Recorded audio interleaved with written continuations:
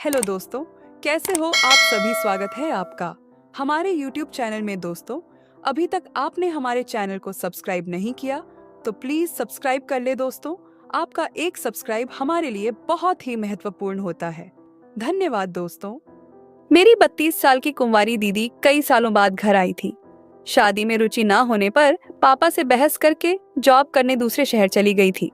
तब से वह वहीं रह रही थी। उसके आने के बाद से वह हमेशा मेरे आसपास घूमती रहती थी।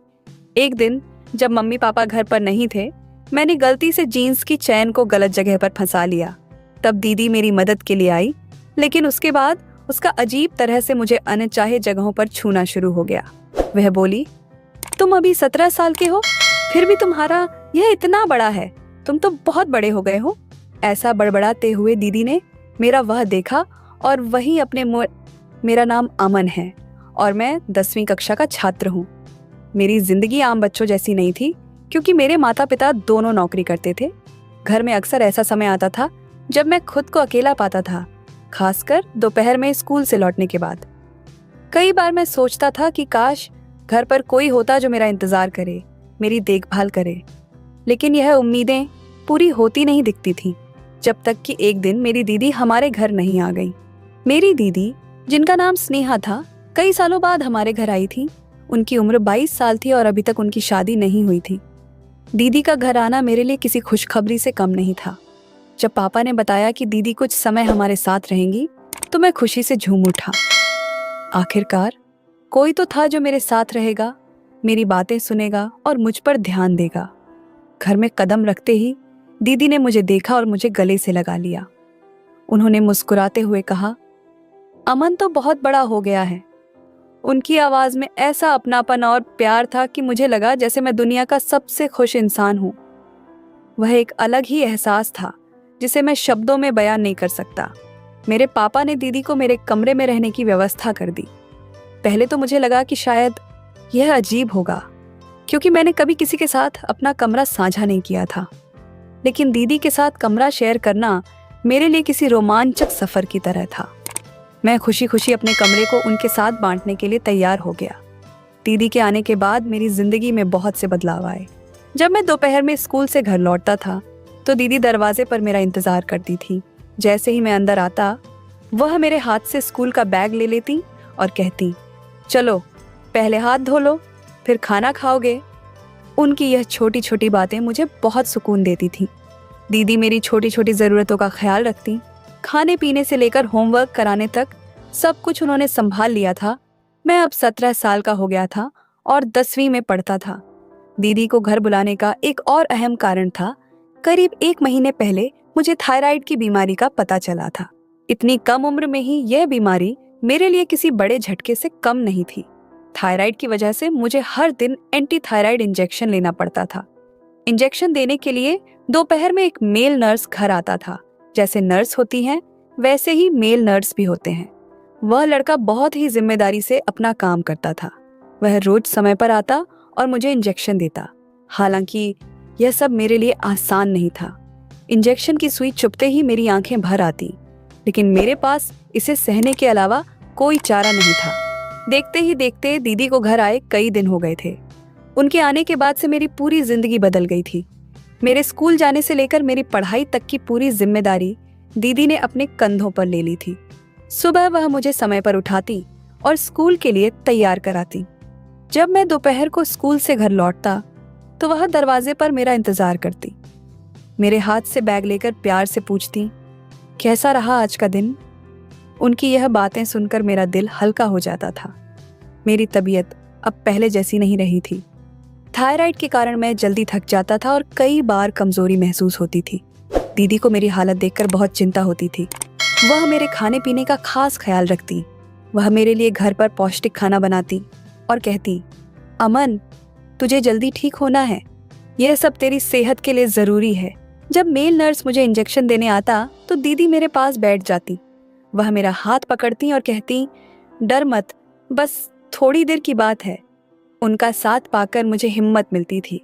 दीदी को घर आए कई दिन हो गए थे। मेरे स्कूल जाने से लेकर मेरे पढ़ाई तक की पूरी जिम्मेदारी दीदी ही उठा रही थी। एक रात अचानक मेरी नींद खुल गई। मुझे समझ नहीं आया कि मैं अचानक क्यों जाग गया। कमरे में हल्का अंधेरा था, लेकिन मुझे अपने शरीर पर किसी का स्पर्श महसूस हुआ। वह हाथ मेरे शरीर पर धीरे धीरे घूम रहा था। पहले तो मुझे लगा कि यह गलती से हो रहा होगा, शायद नींद में दीदी का हाथ मुंह तक आ गया हो।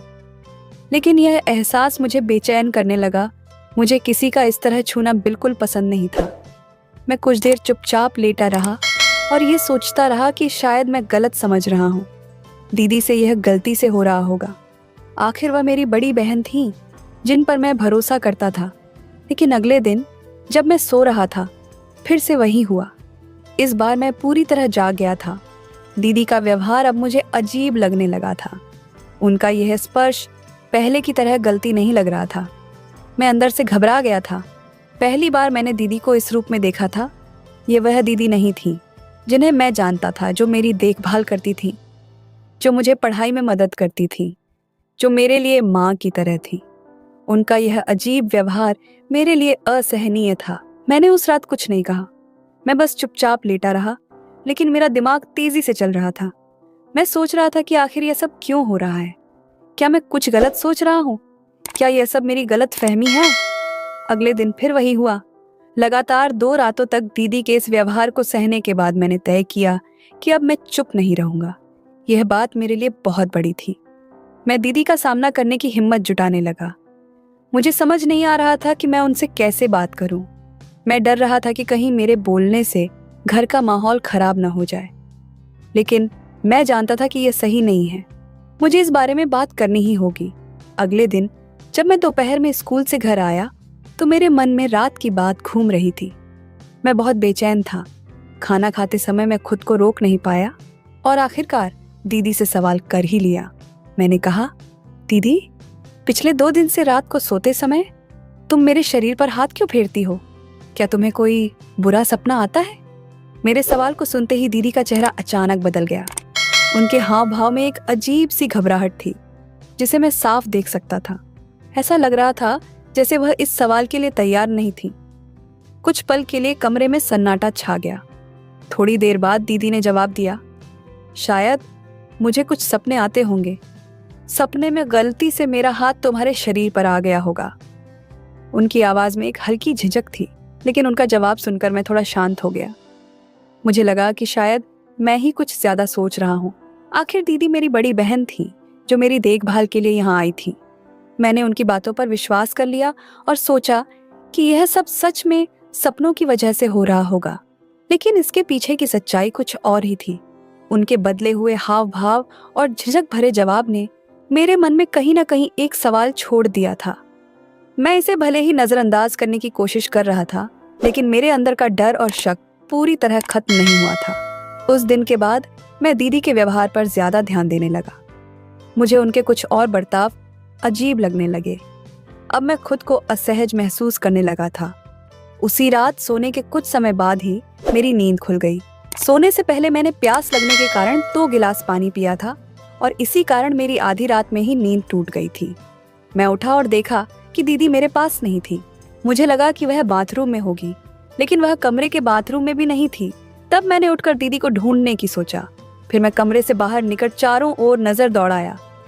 तब दीदी मुझे मम्मी पापा के कमरे के बाहर दिखी।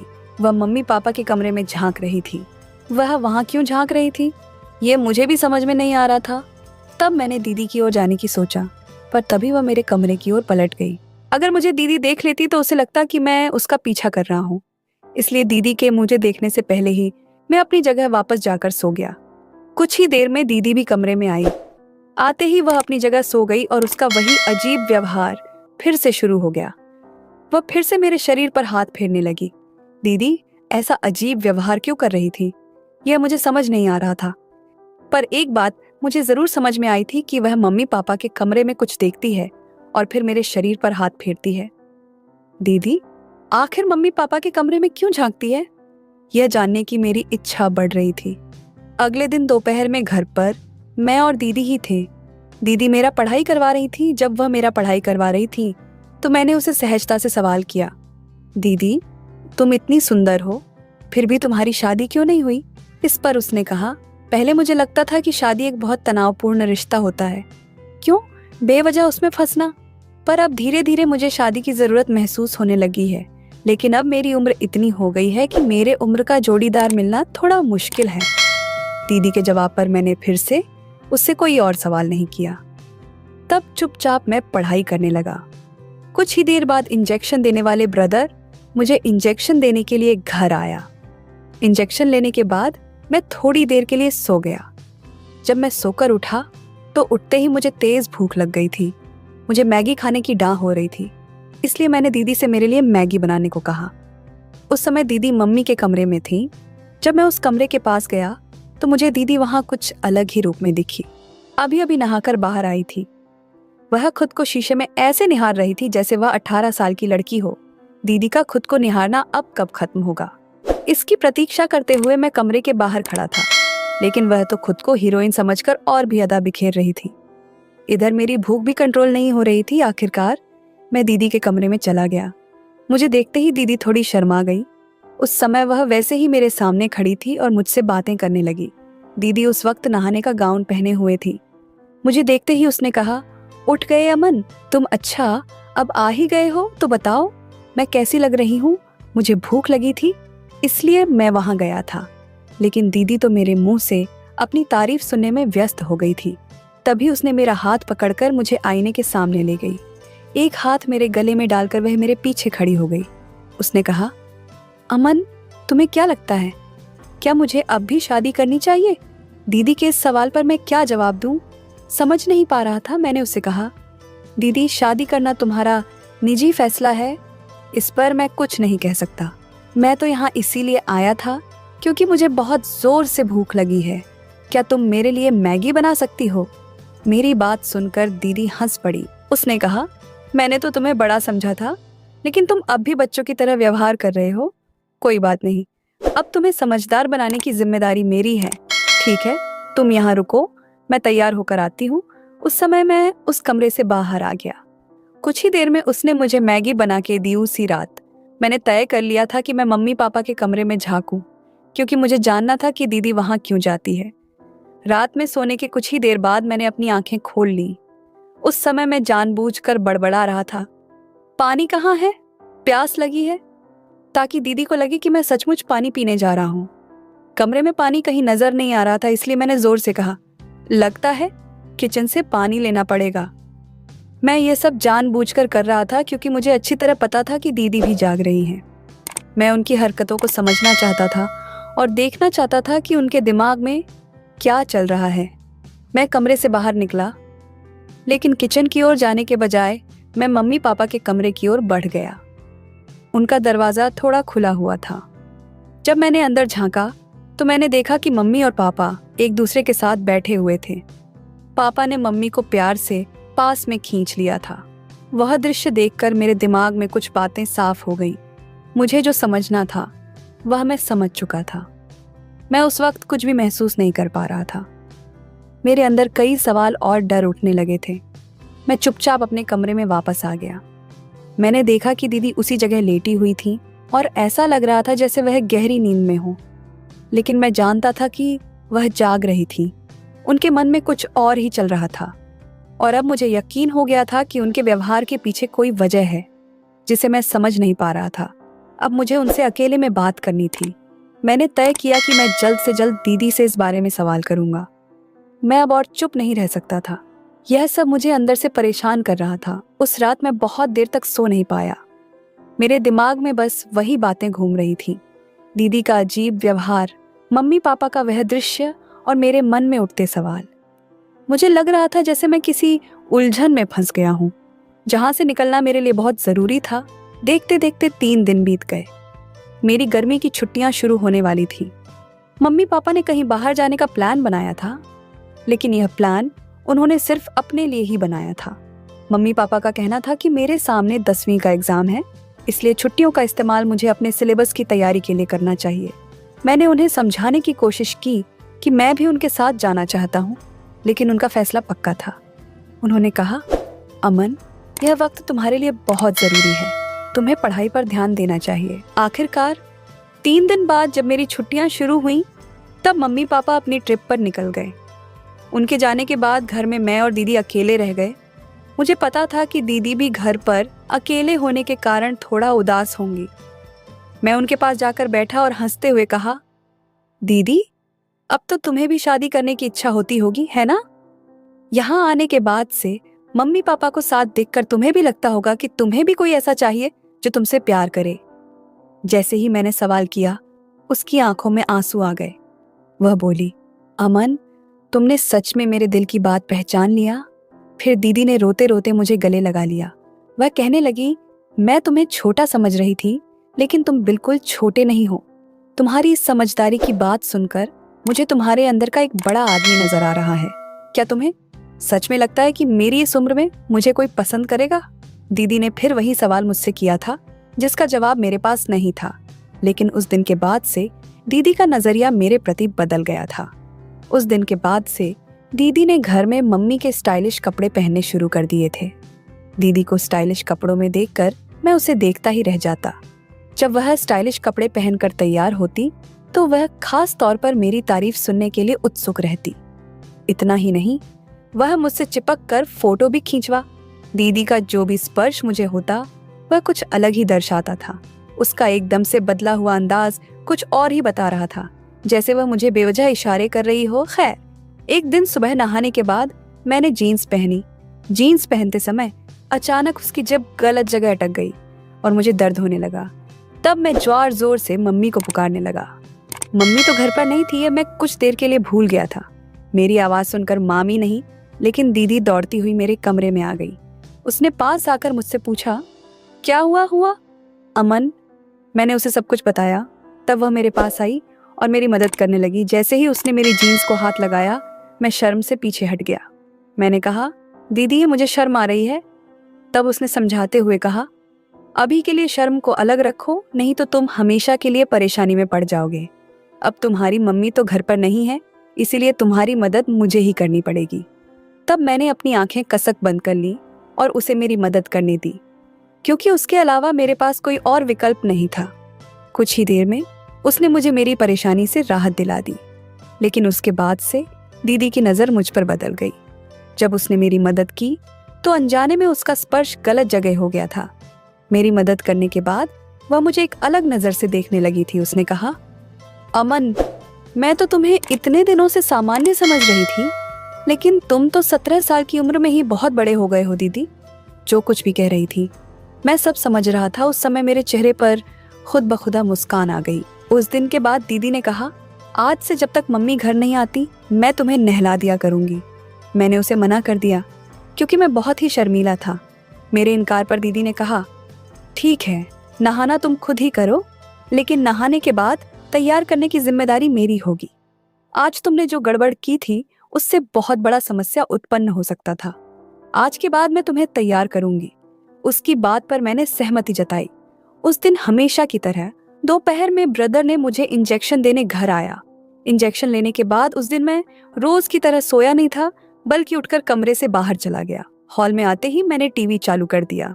टीवी की आवाज सुनकर दीदी मम्मी के कमरे से बाहर आई। शायद वह मम्मी के कमरे में आराम कर रही थी।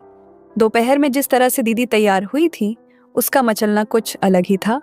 खैर, आज भी दीदी ने छोटे कपड़े पहने थे। उसने कहा, अमन, मैंने खास तुम्हारे लिए पानी पूरी बनाई है, रुको मैं किचन से लेकर आती हूँ। किचन में जाते समय उसने टीवी बंद कर दिया और पानी पूरी लाने के लिए किचन में चली गई। वह मुझे हॉल में भी पानी पूरी खिला सकती थी, लेकिन उसने ऐसा नहीं किया। वह मुझे मेरे कमरे में लेकर गई और मुझे बिस्तर पर बैठाकर अपने हाथों से पानी पूरी खिलाने लगी। पानी पूरी खाते समय दीदी बार बार मेरे बालों पर हाथ फेर रही थी।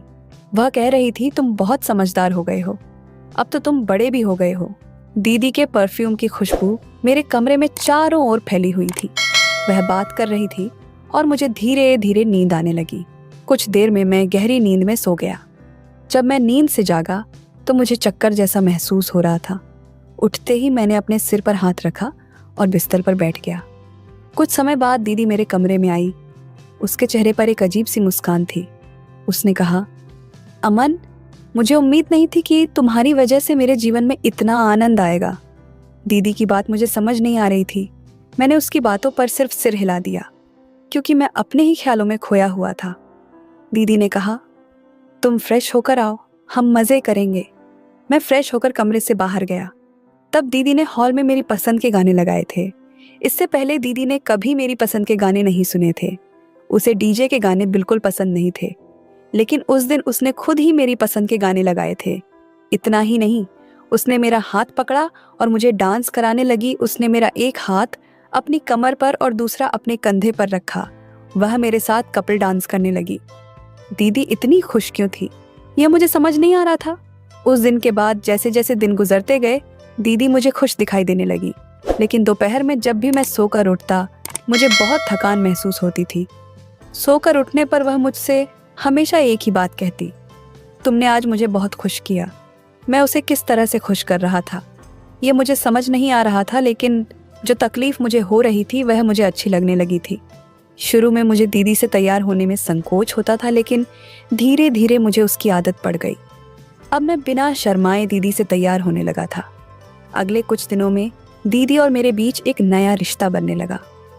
मुझे वह सब कुछ अच्छा लगने लगा जो पहले मुझे अजीब या असहज लगता था।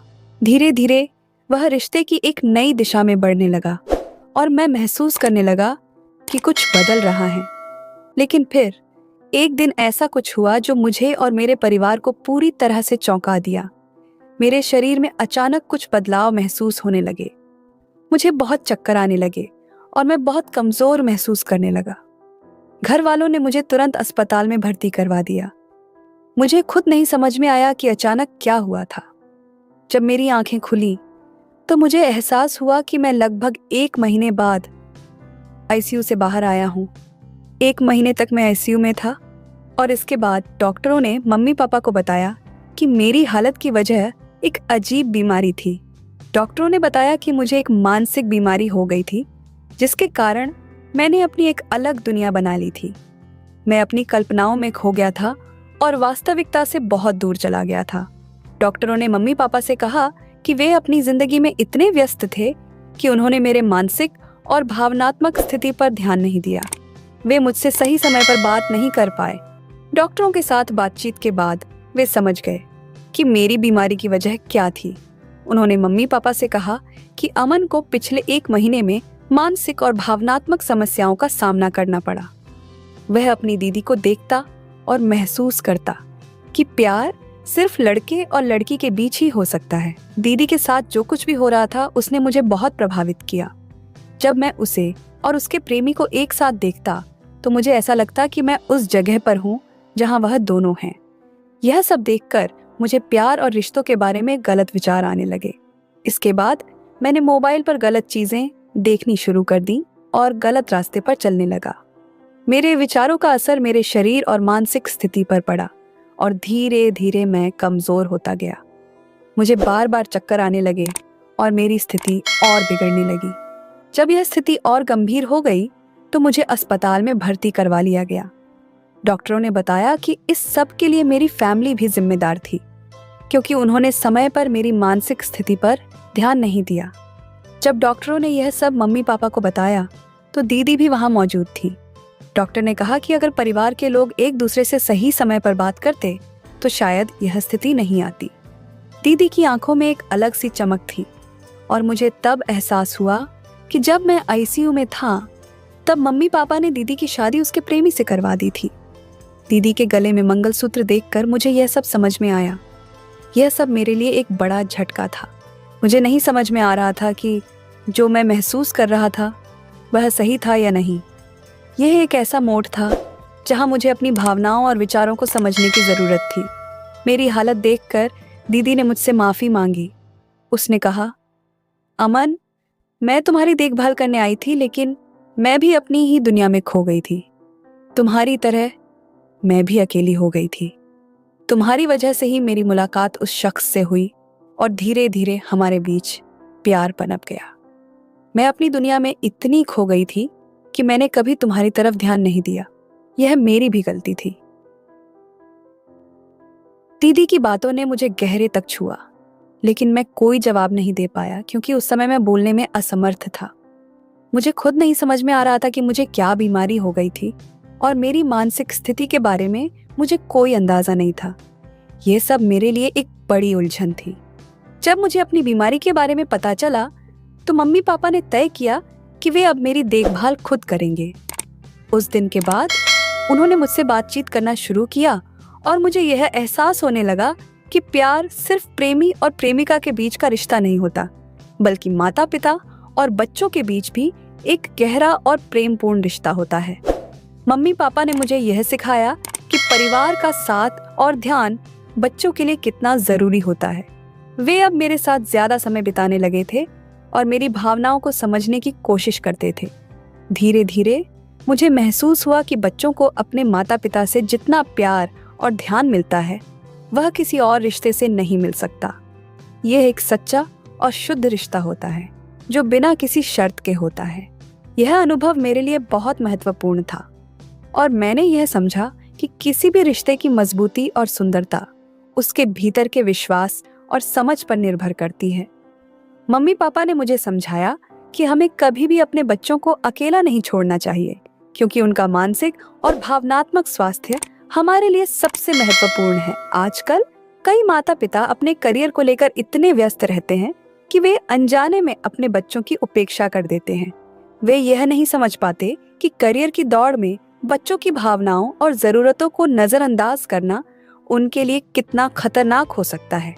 जब माता पिता खुद अपने काम में व्यस्त होते हैं तो बच्चों को अकेलापन महसूस होता है और यह उनके मानसिक स्वास्थ्य पर असर डाल सकता है। बच्चों को गंभीर मानसिक बीमारियों का सामना करना पड़ सकता है, जैसे कि अकेलापन, अवसाद और अन्य मानसिक समस्याएं। अगर हम चाहते हैं कि हमारे बच्चे स्वस्थ और खुशहाल रहें, तो हमें उनके साथ दोस्त की तरह व्यवहार करना चाहिए। हमें रोज उनसे बातें करनी चाहिए, उनके मन की बातों को समझने की कोशिश करनी चाहिए। कभी कभी हमें उन्हें बाहर घुमाने ले जाना चाहिए ताकि वे खुलकर अपनी भावनाओं को व्यक्त कर सकें। यह छोटी छोटी बातें बच्चों को मानसिक शांति और खुशी देती हैं। हर माता पिता के लिए उनके बच्चे सबसे बड़ी संपत्ति होते हैं। यह एक ऐसा सच है जिसे हमें कभी नहीं भूलना चाहिए। बच्चों के साथ समय बिताना, उनके साथ जुड़ना और उन्हें प्यार देना उनके मानसिक और शारीरिक विकास के लिए बेहद जरूरी है। अगर माता पिता अपने बच्चों के साथ अच्छा रिश्ता बनाए रखें, तो बच्चे जीवन में किसी भी मुश्किल का सामना करने के लिए तैयार रहते हैं। यह कहानी हमें यह सिखाती है कि हमें अपने बच्चों के प्रति अपनी जिम्मेदारी को समझना चाहिए और कभी भी उन्हें अकेला नहीं छोड़ना चाहिए। उनका मानसिक स्वास्थ्य और खुशी हमारी प्राथमिकता होनी चाहिए। हमें अपने बच्चों को हर कदम पर समर्थन और प्यार देना चाहिए ताकि वे अपने जीवन में सफलता की ऊंचाइयों तक पहुंच सकें और खुश रह सकें। तो दोस्तों, यह थी हमारी आज की छोटी सी कहानी। आपको यह कहानी कैसी लगी कमेंट करके जरूर बताएं। अगर आपको यह कहानी पसंद आई हो तो इसे लाइक करें और अपने दोस्तों के साथ शेयर करें। आगे भी ऐसी ही रोमांचक कहानियों के लिए हमारे चैनल को सब्सक्राइब करें और बेल आइकन दबाना ना भूलें ताकि आप हमारी कोई भी कहानी मिस ना करें। धन्यवाद।